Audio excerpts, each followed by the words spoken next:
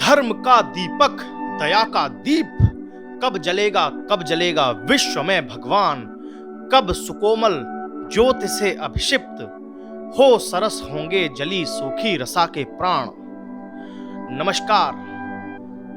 आज वर्तमान में यूक्रेन और रूस के बीच जो युद्ध की स्थितियां बन रही हैं, ऐसे युद्ध की स्थितियां इतिहास से ही बनती रही हैं और जब भी इतिहास में युद्ध हुआ है तो सिर्फ मानवता का ही विनाश हुआ है। वर्तमान में ये युद्ध की स्थितियां तब और भीषण हो जाती हैं जब इसमें विज्ञान का हस्तक्षेप बहुत ज्यादा हो जाता है। कभी युद्ध से भला हुआ है, सिर्फ हुआ है महाविनाश।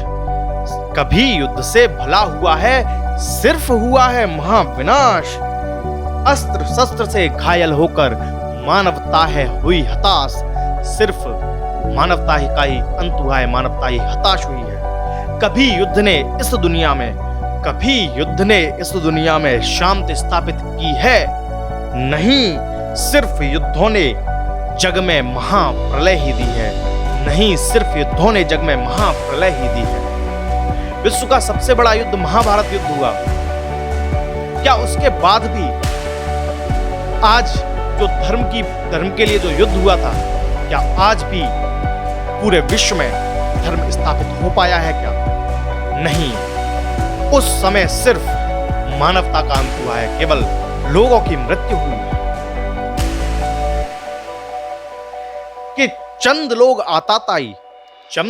आताताई युद्ध शुरू करते हैं, किंतु शांति जो चाहते हैं वो सब रण में मरते हैं। किंतु शांति जो चाहते हैं वो सब रण में मरते हैं। युद्ध नहीं अब खड़ग ढाल का। वर्तमान में खड़ग और ढाल का युद्ध नहीं रह गया, बर्छी कृपाण तीर भालों का युद्ध नहीं रह गया। वर्तमान में युद्ध नहीं अब खड़ग ढाल का। वर्तमान में युद्ध नहीं अब खड़ग ढाल का। युद्ध न तीर कमानों का, युद्ध न तीर कमानों का। नीति पूर्वक युद्ध नहीं अब, नीति पूर्वक युद्ध नहीं अब।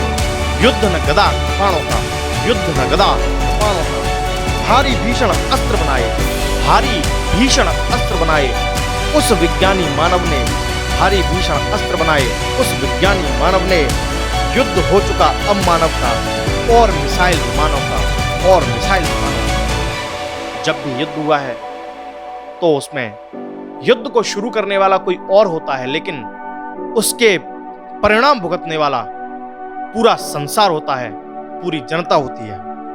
कि मार्ग बनाने वाला कोई, चलने वाला कोई और, आग लगाने वाला कोई, जलने वाला कोई और, घोर युद्ध की स्थिति पैदा करने वाला कोई और, किंतु युद्ध के उस विनाश